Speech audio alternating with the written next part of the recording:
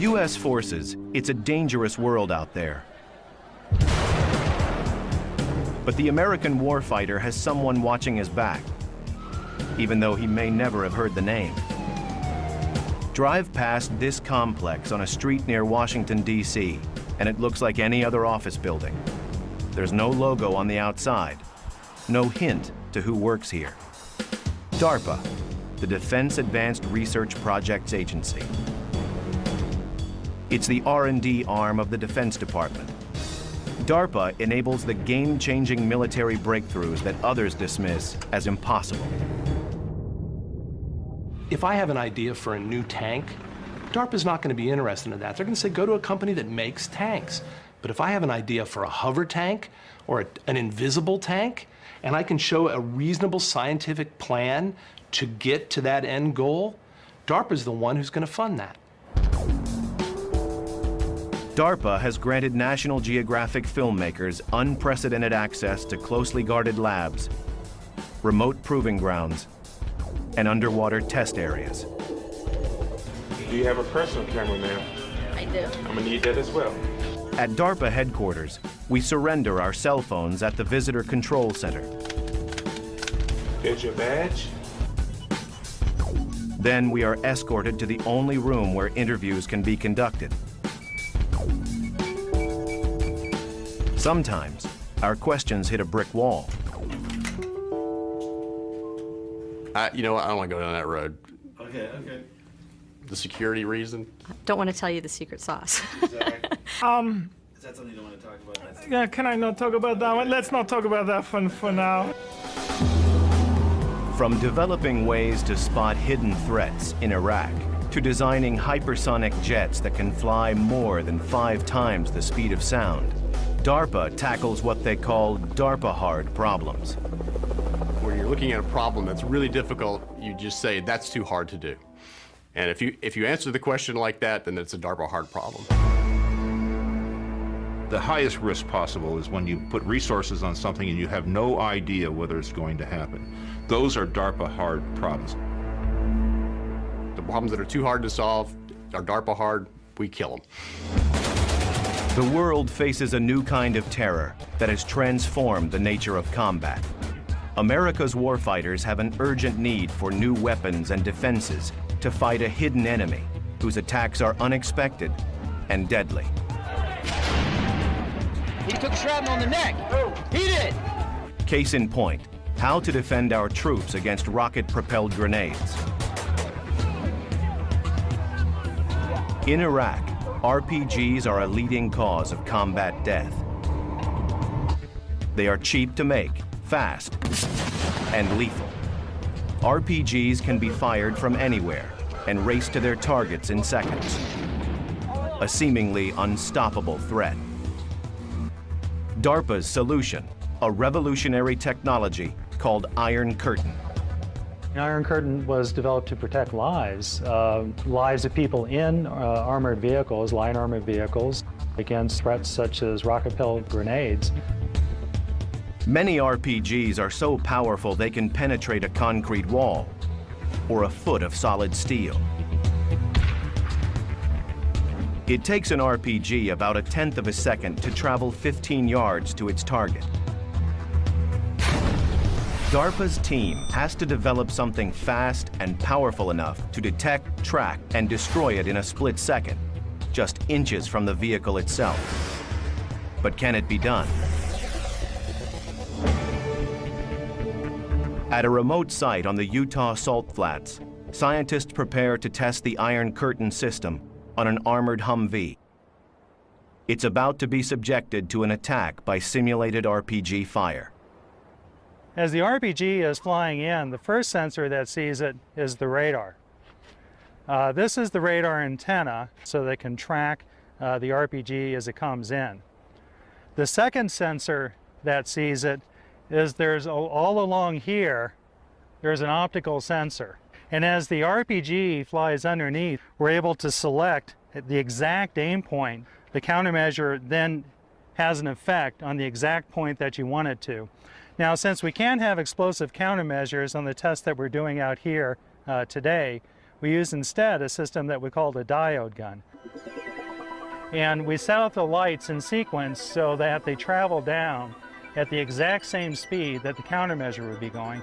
So we can see then, with the high-speed camera that's operating at about 30,000 frames per second, we can see precisely where the countermeasure would have hit the RPG. Today's test will require pinpoint radar detection of the incoming threat and an instant trigger of the countermeasure system. Before the test, the equipment must be calibrated. They aim the air cannon precisely using a laser. Okay, that's good. A little bit to the right. That looks good.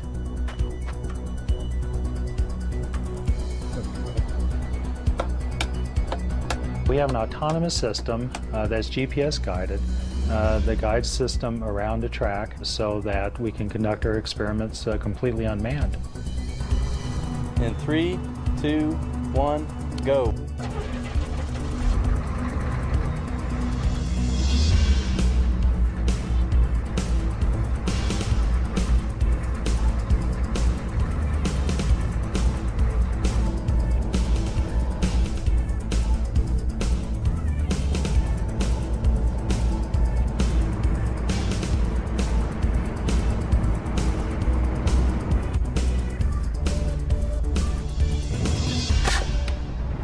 All right, let's watch the high speed.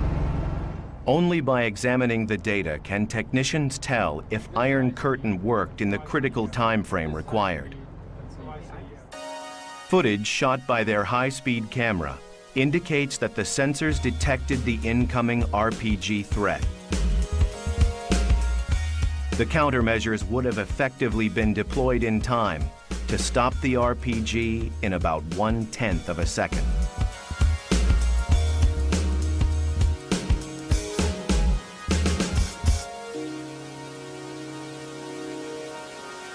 The Utah test of the Iron Curtain system using simulated RPGs is a success. But can Iron Curtain stop deadly live RPG fire? In the case of Iron Curtain, we have had several occasions where the system didn't work as planned, and the RPG did go high order and destroyed all of our apparatus. And you just pick up the pieces, in this case literally pick up the pieces, and you push on. In June 2008, the Iron Curtain system is tested again with live fire. We had a lot of confidence in the system, although I won't say that my heart wasn't up here. We took a shot. We detected with the radar. The optical system went on, told our countermeasure where to shoot. We shot it, held our breath. And sure enough, we deaded the RPG, went over, wiped the RDX, the explosive off the vehicle, and congratulated ourselves. On that particular Humvee, we only had 3/8" armor, which isn't much, and we shot 5 RPGs at it.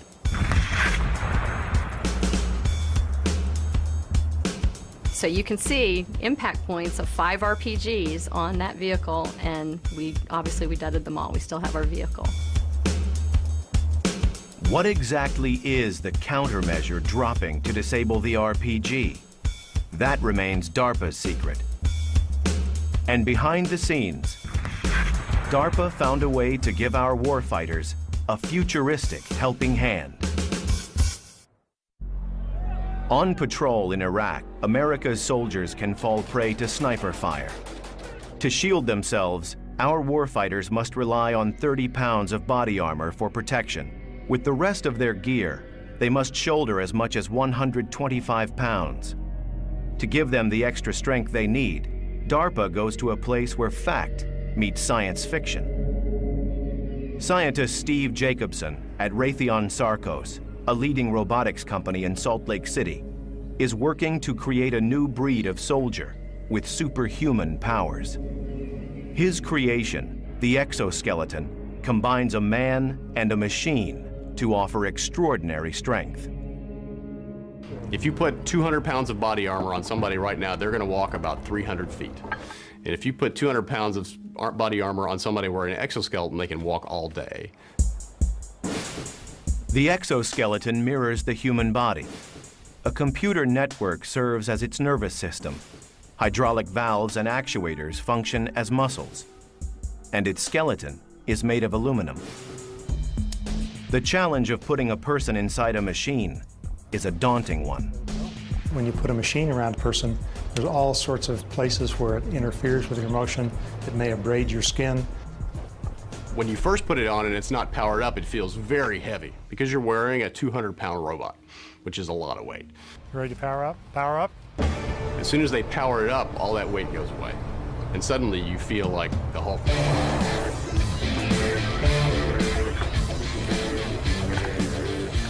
Rex Jameson wears what is probably the most advanced design currently being tested by a human operator. The risk is that it's extraordinarily fast and extraordinarily strong, so if it decides to do something, I can't fight it. The exoskeleton is designed to amplify the operator's movement without blocking it, to read his motion, enhance it, and make him stronger. The superhuman stamina of the exoskeleton makes it a priceless military asset. It will allow a soldier to lift 100 pounds with no more effort than lifting 10. When I'm lifting heavy things with the exoskeleton, it's surprising. You look at the object and your brain thinks you can't pick that up. You don't feel any stronger than the exoskeleton, but then you reach out and pick it up and there's no effort at all, and it continually surprises me. It feels like I'm lifting a prop. How much load are you feeling in pulling 200 pounds? Maybe 10 pounds. Moving things is one of the large forgotten jobs in the military, and the exoskeleton was designed to help an individual soldier move boxes all day long without getting tired. A 35-pound ammunition can, a normal man can lift without much problem, but after lifting 20 of them, they're going to get really tired, and it requires no effort on my part, so I could do it forever, basically. By reducing fatigue, the exoskeleton can enhance the combat performance of the warfighter. And the exoskeleton is more than strong. It's light on its feet. The fun part for me about operating the exoskeleton are the speed moves, like the punching bag and the soccer ball. It's very quick and very precise, and surprising given how much power it has, how it can follow you so quickly. The exoskeleton is the best robot in the world right now because there's no other robot in the world that you can climb into, move freely, do work, and not get tired. One of the joys of the exoskeleton is watching someone's face who sees it for the first time. Because to them, this has been science fiction, but all of a sudden science fiction's real. They see a machine on a person, and they know tomorrow's here. The Army is adapting the exoskeleton for supply handling, to help our troops bear the burdens of war. But strength and stamina are not enough. A warfighter's survival depends on locating the enemy. A new DARPA breakthrough answers that need. For our troops, survival means spotting an enemy sniper on a rooftop before he spots you. Where's that fire coming from? When Iraq started, it was very clear in the urban area that what people really wanted was surveillance, but they didn't want it from 10 miles away. They just wanted to know what was on the next block. DARPA's solution, the WASP. It's no bigger than a toy, but looks can be deceiving. The thing I think that makes WASP so unique is it has all the same features that are found in a full-size airplane. It has an altimeter, it has a gyro, it has GPS, it has a magnetometer. All of these things that are found in full-size airplanes are found in a package less than 26 inches and weighs at less than a pound. Each stage or block of the WASP, produced by the AeroVironment Corporation, was supervised by DARPA Program Manager Leo Christodoulou.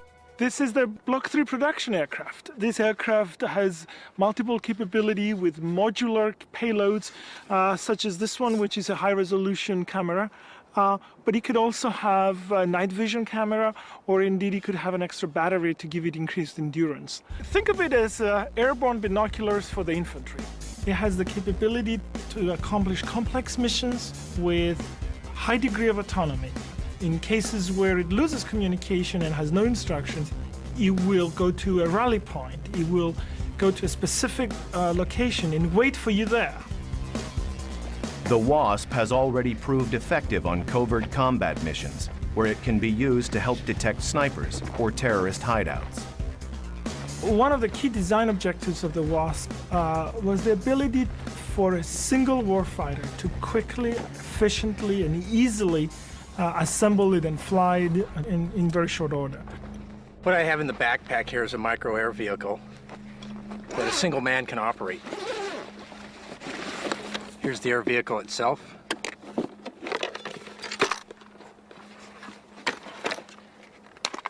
This is a night camera. And this is the camera we use for flying in the day. This is the controller I use to view the video and control the aircraft in whilst in flight. And this is the RF unit which sends up the command to the aircraft and then receives video. I'm here at a test range in California. We're gonna send this armored vehicle somewhere out on the range, way out there, and I'm gonna find it with this.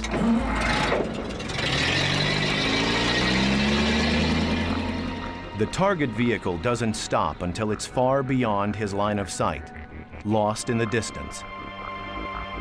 Okay, I've done the pre-flight, system checks are good, and we're gonna launch the vehicle and go find that guy. Powered by an electric motor, the WASP Block 3 can travel at a speed of up to 40 miles per hour. It's capable of flying for 45 minutes to a distance as far as 3 miles away from its operator.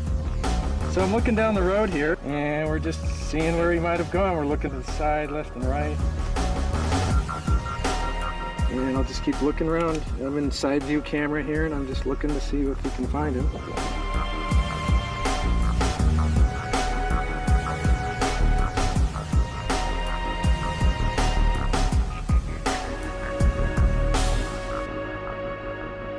There he is, there's the vehicle.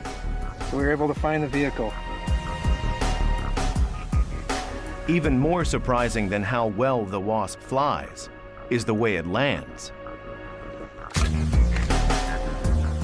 When the WASP lands, it's designed to break apart in order to absorb air energy, very much like a NASCAR is designed to break apart when they crash. That's the way we design our UAVs, such that when they break apart, the energy is absorbed, the piece parts may fall apart, but then you can pick them up and you can put the airplane right back together again and it's ready to fly.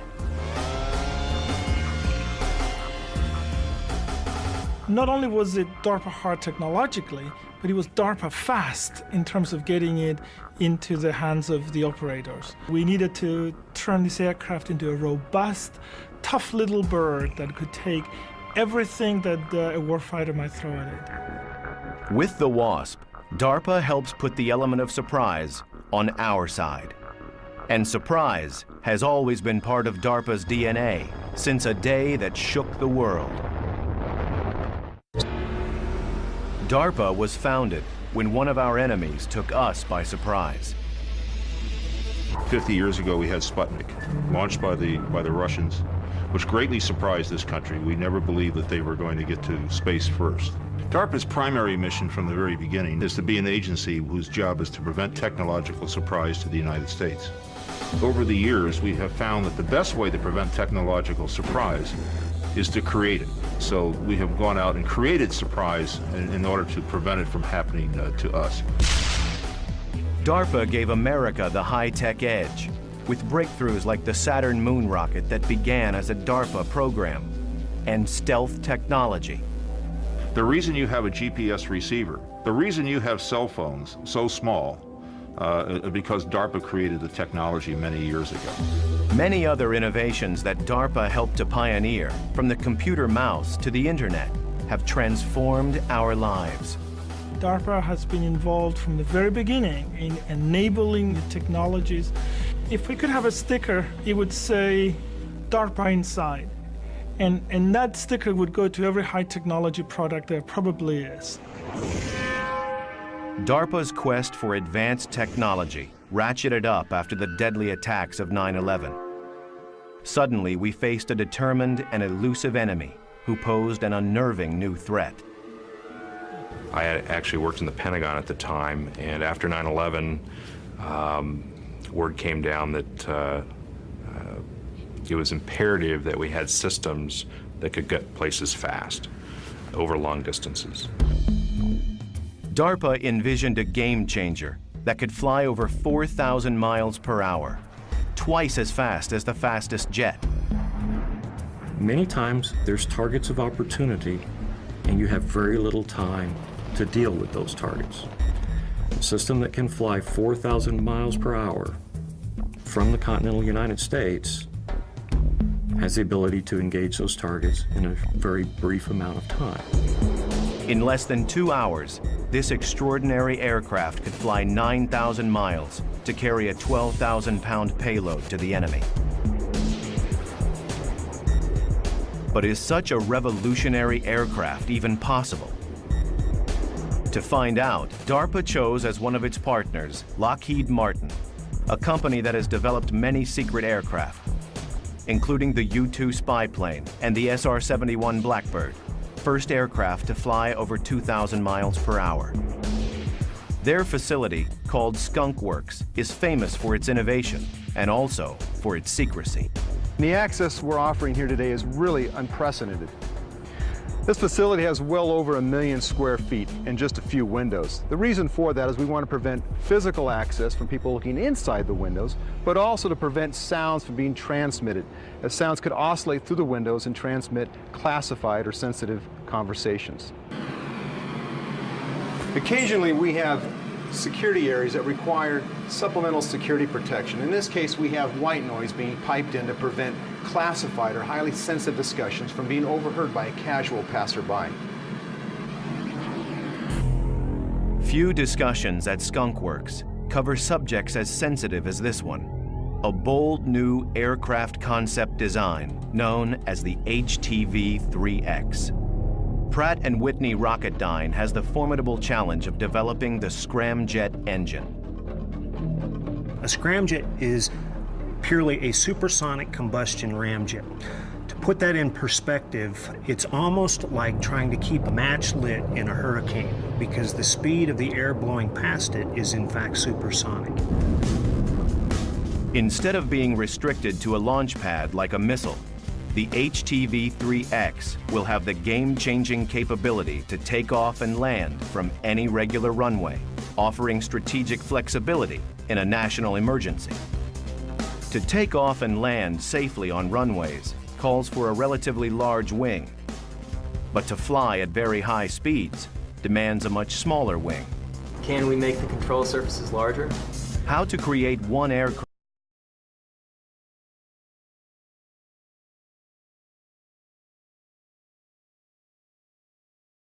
to do both poses a double-edged design problem. We recently returned from the Lockheed Martin low-speed wind tunnel where we tested our low-speed aerodynamics for the HTV-3X. Low-speed testing for the Falcon program is part of making Falcon an airplane as opposed to a missile.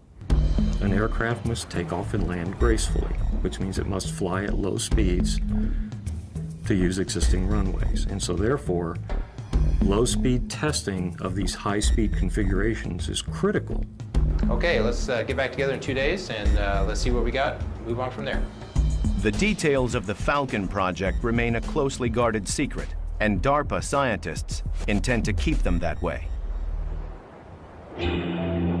While DARPA enhances our potential for hypersonic flight, they also set their sights on helping our combat swimmers. These warfighters often swim long distances to shore before entering combat and risk arriving too exhausted to safely complete their mission. In the animal world, there are some extremely efficient swimmers. And we started looking at those animals to learn how they swim and see if we can transfer the methods that they use over to people. This is a pretty close copy of a penguin wing, elliptical in profile. It was actually a failure. Didn't work at all in this case. This wing is very similar to what you'd find on the back of a whale on its tail. Very efficient, very hard to manufacture, so we actually designed it out. And finally, this wing has the aspect ratio of the whale's tail wing, but without the bumps on the front. This is our finished wing, our finished product here. Something easy to produce, but performs just as well as the nature-inspired wing there. The resulting device, called Power Swim, harnesses human muscle for swimming as never before.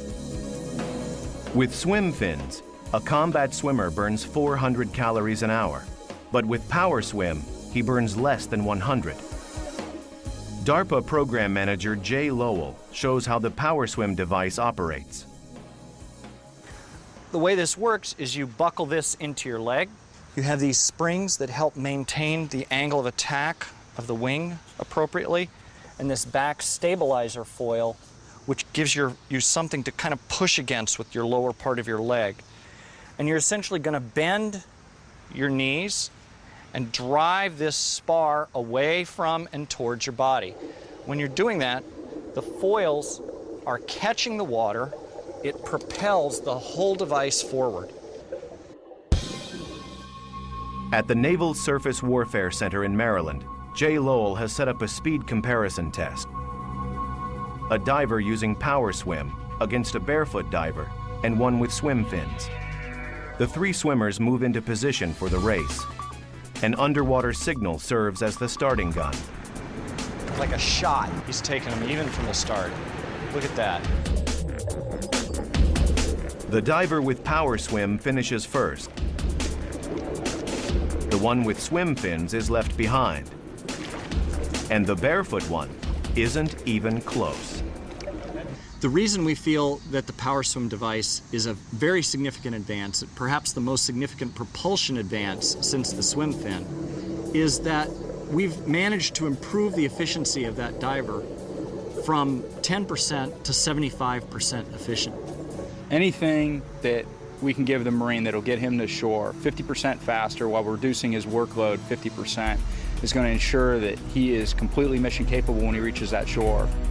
Power Swim allows combat divers to swim up to twice as fast and 4 or 5 times farther than before without getting tired.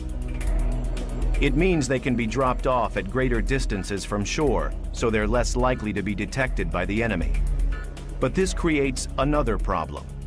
Because they're farther out at sea, combat swimmers face a higher risk of getting lost, and it's imperative they know exactly where they are at all times. To solve this new DARPA hard problem, the agency developed another breakthrough, the Tactical Underwater Navigation System, or TUNS.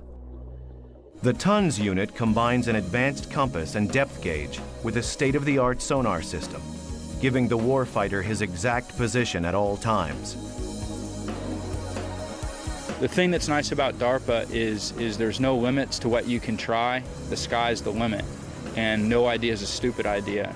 And so all that does is set all these projects up for success in the long run because they listen to everybody.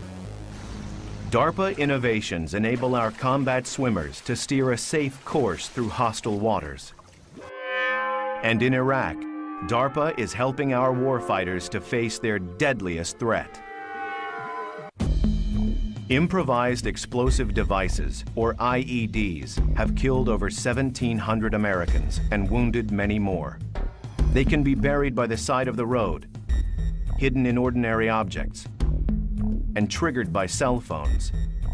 IEDs pose an invisible and ever-present danger. The DARPA hard problem: locate these explosive devices without setting foot inside the deadly blast radius.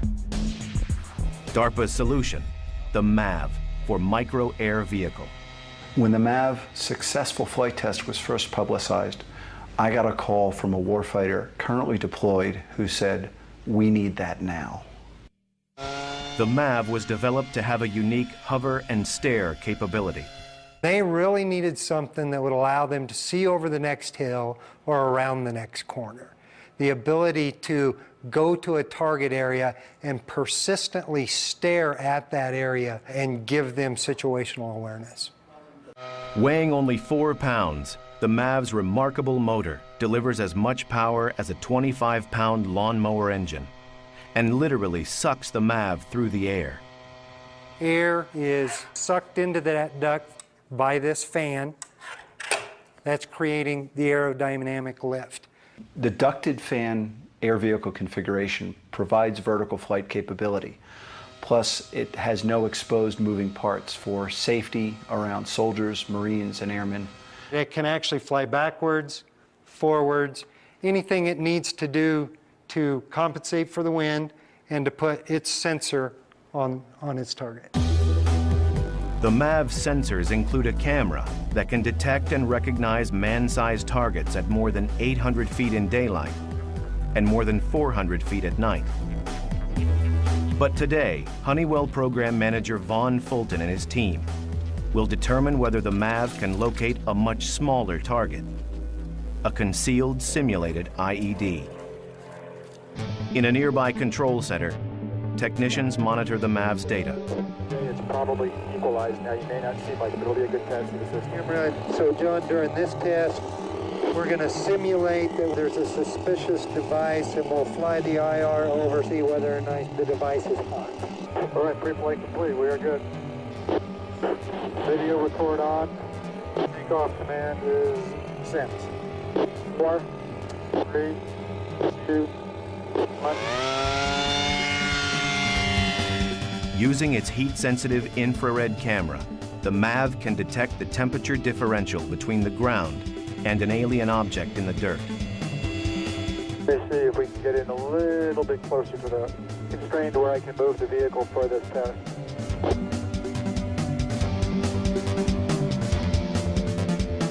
They spot their target. The MAV's infrared camera detects what the naked eye cannot. Definitely something man-made, different temperature than the surrounding area, so certainly something that you would want to go investigate.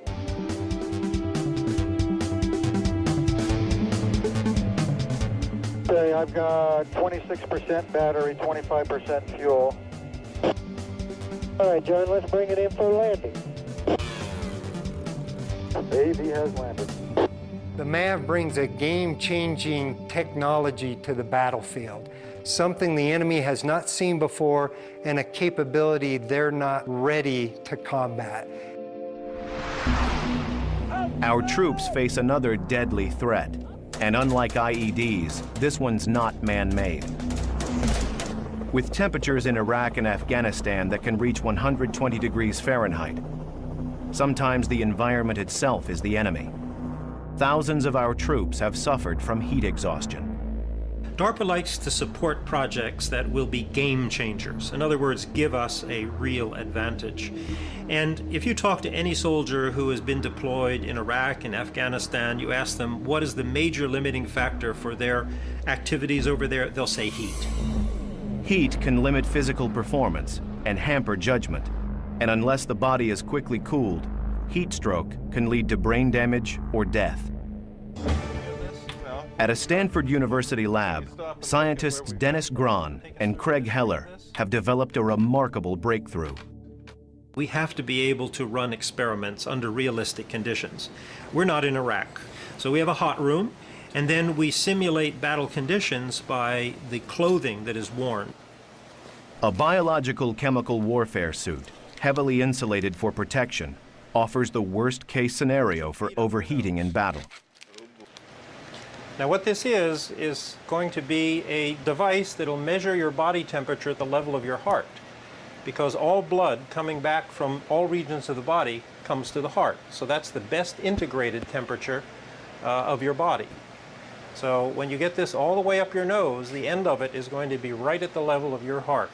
And for good measure, how about a helmet? Okay, so now we're going to go into the hot room. And hot room is at 42 centigrade, that's about 108 Fahrenheit, so a nice cool day in the desert. Okay, Steve, we'll use the treadmill here on the left. Treadmill up to a 13% grade now. Pretty good workout. Well, we have Steve exercising in the heat, and we're going to leave him in there exercising until his core temperature gets up to 39 degrees. That's about 102 Fahrenheit.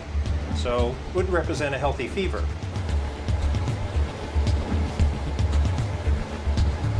When his core temperature reaches 102 degrees Fahrenheit, he is even more heavily insulated.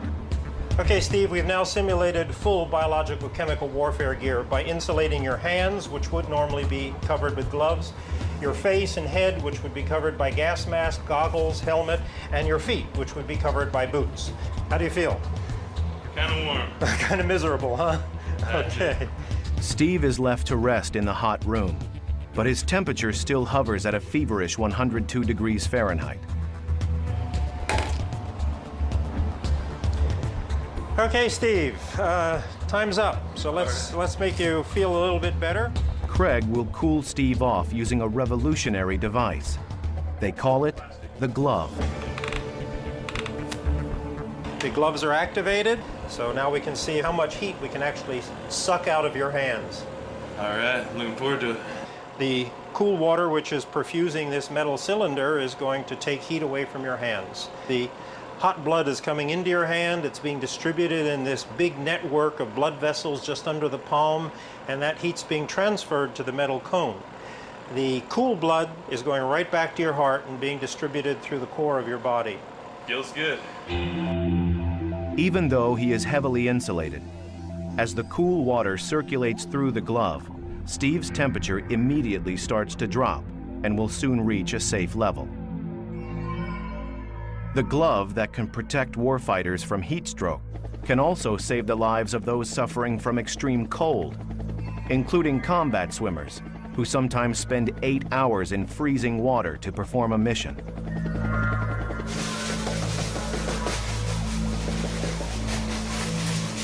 How are you feeling at this point? Feeling a little bit cold. Dennis Grahn is testing whether he can stop research assistant Tim Wolf from shivering, even in the chill of an ice bath that simulates the extreme cold a combat swimmer must survive. Let me see your hands here. Yeah, you can feel they've pretty much closed down. Let's take a look at the palm on the infrared here. Your face is cooling off pretty well. Your nose is definitely shut down.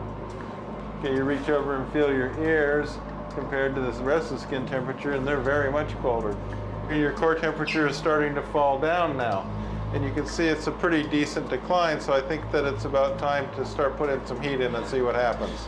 I'm not going to complain. Will that work for you? So. The way we're going to do it is stick your hand into this little device here that creates a slight negative pressure. What that does is it draws blood into your hand. And so you've got your arterial blood flow out through here, being warmed up in these heat exchangers and then going right back to your body core where it's circulating around and the heart delivers it to the core organs. Okay, and you look on the infrared, you can see little spots on your arms are starting to warm up, like right there in your elbow region. Superficial veins are starting to light up as the warm blood returning to the heart is warming the tissues as it passes through. It only took about 30 seconds or a minute before I started to feel a lot more comfortable. I feel a little cold still, but I'm not shivering, which is a good thing. I think that if this was a real situation and I was really stuck in cold water like this, that these things would be a real lifesaver. As dangerous as the physical stress of extreme environments is the mental stress of combat. There too, DARPA readies the warfighter to step into harm's way. To help our troops prevail in the second-by-second ordeal of combat, DARPA experts have developed a remarkable innovation in mission rehearsal. You're being transported out to the area. On the way there, you open up your laptop, and now you see a full 3D recreation of the area you're going to be in. You've never been there before, but it's been built up from you from actually accurate data, so that when you land on the ground, it feels like you've already been there before. The real-world 3D simulation combines the latest satellite data, ground photographs, and drone footage for a depiction of the combat site so accurate the warfighter can rehearse his mission as never before. Just the ability to be able to travel the terrain in a mission set in a virtual environment is invaluable. Walking terrain you've never seen before has its own hazards, but if I could have just the rehearsal of walking the terrain, that's tremendous. The real-world 3D simulation gives the warfighter an extra edge to avoid deadly surprises in combat. Another critical operation for troops is intelligence gathering through surveillance missions, but flying over enemy territory is extremely dangerous. A recent DARPA breakthrough, the A-160, can conduct surveillance at high altitude over long distances without placing a human life at risk. The A-160 does not have a pilot in the traditional sense. The people in the ground control station, including myself, have control over the bird through a data link where we give it airspeed, heading, velocity commands. The pilotless A-160 can hover at 20,000 feet and has set a world record for a helicopter of its size, flying 18.7 hours without refueling. A-160 is clearly a game changer. Its ability to take off and land vertically and its very, very long endurance and its high altitude operation gathers together a set of capabilities that no other aircraft has ever had before. Today, at a secure landing field in Victorville, California, the A-160 will be tested carrying a payload that is itself a breakthrough, a radar system called Forester. The Forester's most impressive capability is the ability to see through a number of layers of tree foliage. Single, double canopy, we'll go through that like a hot knife through butter. So any place where people can hide in foliage, we can find it. Today's flight test will assess whether the A-160 can safely rotate the massive Forester antenna. Can the A-160 deploy the antenna for radar detection at various angles without endangering its stability in flight? The aircraft is towed into position. The technicians await the takeoff command.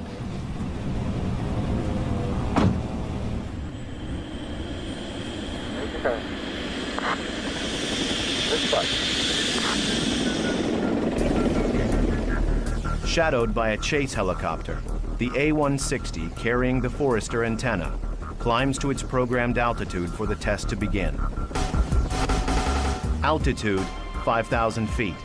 Can the pilotless aircraft remain stable as it deploys the radar antenna for the first time, subjecting the aircraft to maximum torque? It's time to find out.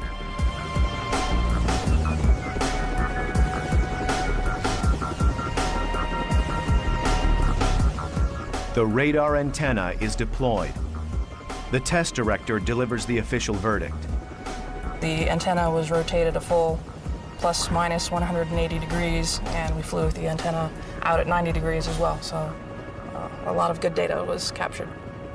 Today's flight completed a lot of the unknown territory and questions we had with the antenna installed on the A-160. We're very, very pleased with the performance. The flight test determined that the A-160 could safely deploy the Forester antenna at any angle without endangering the aircraft's stability. The A-160 can be operated in fully autonomous mode where we give it a mission plan and then it goes through and executes those commands with no input from the operator. Capable of flying complex missions without a pilot, the A-160 can carry a 1,000-pound payload, weapons, supplies, and more. It has the potential to go in and perhaps rescue somebody from a situation that you wouldn't be able to get a person out of otherwise. The aircraft could fly it autonomously, perhaps get that person out and bring them back to safety. No matter how complex the technology, the A-160, like many DARPA innovations, has a simple goal: to save lives. For 50 years, no idea has been dismissed as impossible if it could protect America's warfighters and keep surprise on our side. And the next 50 years, the people who know DARPA's secrets can only hint at the surprises to come. There are many game changers that we're working on. Some are as dramatic as having aircraft that stay up for 5 years. What I see happening in the future is that you'll take precision, bring it down to the level of a bullet, where you actually guide a bullet through flight and change course to the target. Aircraft which reconfigure themselves in flight. They do it automatically, perhaps a little bird-like. They change their wing configuration. They can maneuver in ways that we've not done it in the past. Many of the things DARPA works on are classified, so we can't tell you what they are. But what I can tell you is many of those developments are going to change our lives. In the past 50 years, among its many breakthroughs, DARPA helped bring us the internet, GPS, and stealth technology.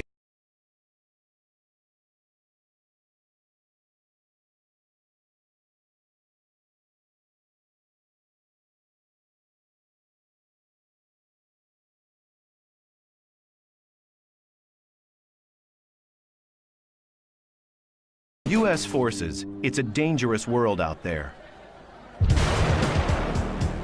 But the American warfighter has someone watching his back, even though he may never have heard the name. Drive past this complex on a street near Washington, D.C., and it looks like any other office building. There's no logo on the outside, no hint to who works here. DARPA, the Defense Advanced Research Projects Agency. It's the R&D arm of the Defense Department. DARPA enables the game-changing military breakthroughs that others dismiss as impossible. If I have an idea for a new tank, DARPA's not going to be interested in that. They're going to say, go to a company that makes tanks. But if I have an idea for a hover tank or an invisible tank, and I can show a reasonable scientific plan to get to that end goal, DARPA's the one who's going to fund that. DARPA has granted National Geographic filmmakers unprecedented access to closely guarded labs, remote proving grounds, and underwater test areas. Do you have a personal camera, ma'am? I do. I'm gonna need that as well. At DARPA headquarters, we surrender our cell phones at the Visitor Control Center. There's your badge. Then we are escorted to the only room where interviews can and lethal. RPGs can be fired from anywhere and race to their targets in seconds. A seemingly unstoppable threat. DARPA's solution, a revolutionary technology called Iron Curtain. The Iron Curtain was developed to protect lives, lives of people in armored vehicles, light armored vehicles, against threats such as rocket-propelled grenades. Many RPGs are so powerful they can penetrate a concrete wall or a foot of solid steel. It takes an RPG about 1/10 of a second to travel 15 yards to its target. DARPA's team has to develop something fast and powerful enough to detect, track, and destroy it in a split second, just inches from the vehicle itself. But can it be done? At a remote site on the Utah Salt Flats, scientists prepare to test the Iron Curtain system on an armored Humvee. It's about to be subjected to an attack by simulated RPG fire. As the RPG is flying in, the first sensor that sees it is the radar. This is the radar antenna, so they can track the RPG as it comes in. The second sensor that sees it is there's all along here, there's an optical sensor. And as the RPG flies underneath, we're able to select the exact aim and be conducted.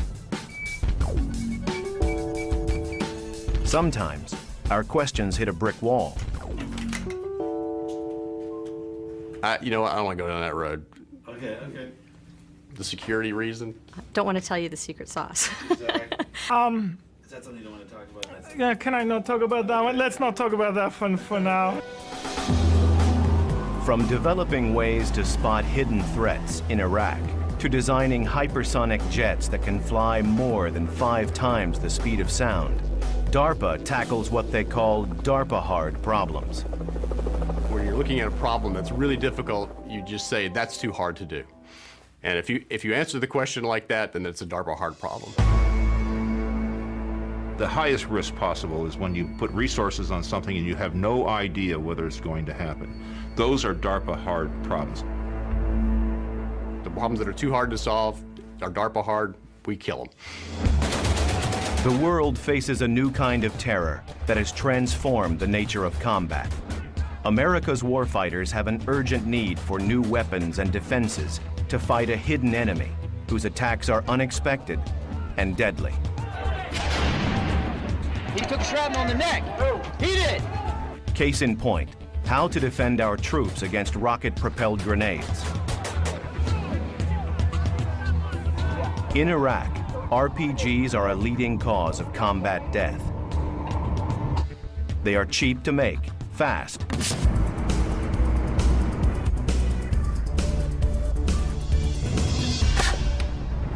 all right, let's watch the high speed. Only by examining the data can technicians tell if Iron Curtain worked in the critical time frame required. Footage shot by their high-speed camera indicates that the sensors detected the incoming RPG threat. The countermeasures would have effectively been deployed in time to stop the RPG in about 1/10 of a second.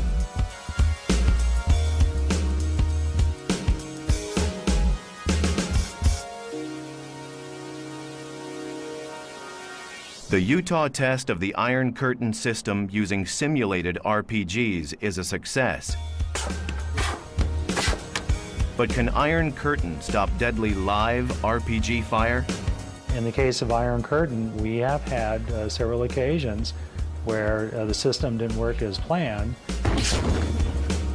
and the RPG did go high order and destroyed all of our apparatus. And you just pick up the pieces, in this case literally pick up the pieces, and you push on.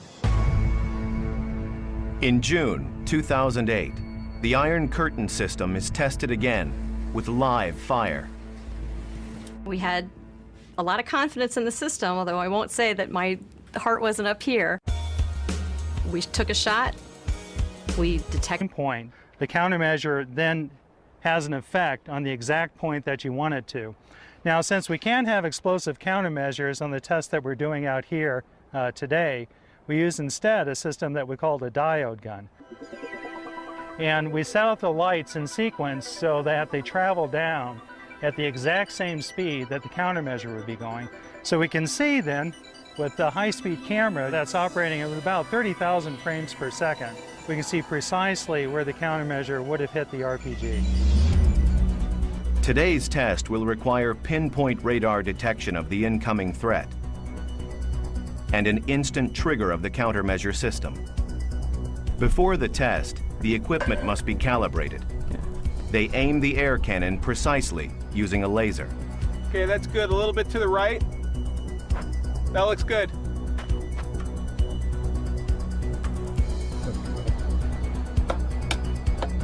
We have an autonomous system that's GPS guided. The guides system around the track so that we can conduct our experiments completely unmanned. In 3, 2, 1, go.